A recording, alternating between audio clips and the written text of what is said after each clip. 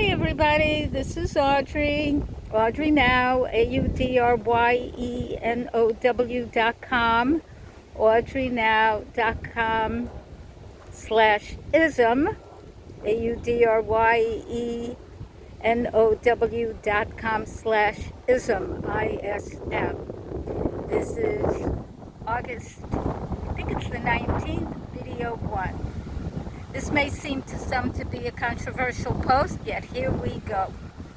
So, do you call it breastfeeding when a woman nurses her baby? Or do you call it chest feeding? And do you not use the word woman? Do you use the word person who birthed a baby? Or person who had a baby? What language are you using? As much, and my course is called Be Free, Ism Freedom, Be Free of the Causes and Effects of Racism, Sexism, and Other Isms, and that includes transphobia. That being said, there is no way at this point where I'm going to call these two parts of my body chests. They are breasts. And yes, my daughter, for a small period of time, she was preemie, nursed from them.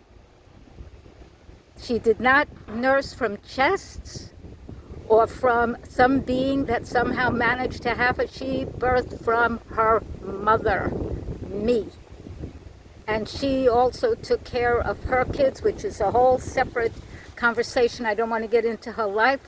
Also, giving them of the milk that was blessed to come from her female cisgender body.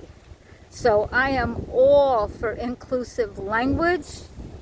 I am not, whether this changes remains to be seen, but I am not for letting go of my femaleness, that I have been one of the ones for years and years and years and years and years to get rights for women. I am not turning that over to anyone, not anyone. And to be forced or seemingly forced or be labeled, somebody says that transphobic, no, not even remotely.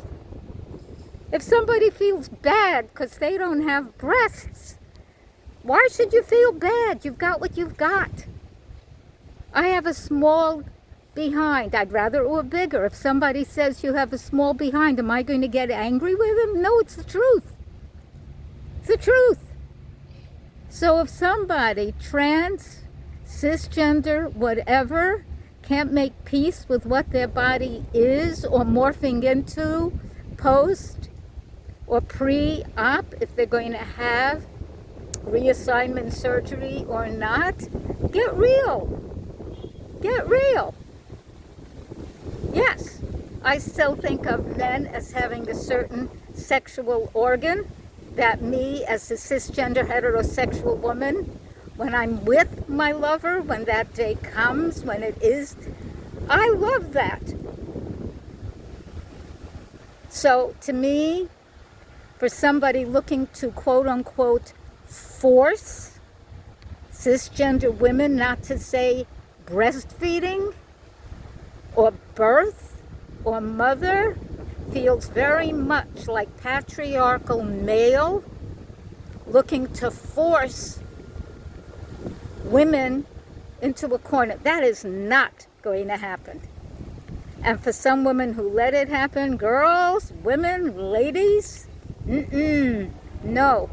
If you're transgender and you want to have different language for you, have it. Have it. People who are non-binary, you want to call yourself them, do it. I would use other language, but if that's what you want, use it. We are in a place of mammoth change. And I'm not going to get into every body part because I would like this to be an easily accepted post.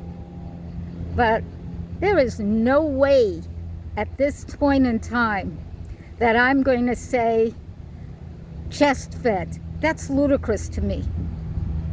Cisgender men have chests.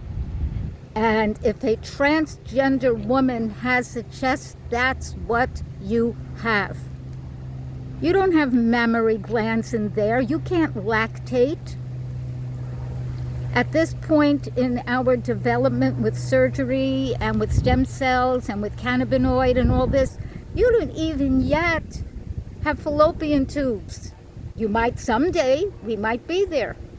You might be able to conceive a baby in a cisgender male body, transgender female choice of who you are and way of understanding. And I understand that part of how we identify our sex is through the brain, the mind, and how we choose. But it's people that have ovaries that ovulate, through that eggs come through the fallopian tube, that get fertilized with sperm. Baby grows in the womb, generally. That's how it works. It may be different at some point, but right now, that's how it works. And this is with love and understanding for everyone. I get that we are in the age of Aquarius. I so get that. This is so representative of that. And I get that androgyny. We all knew this for years, those of us that do astrology, that Aquarius is more androgynous. So this language is androgynous, okay? But some of us are what we are. And some of us still like that language.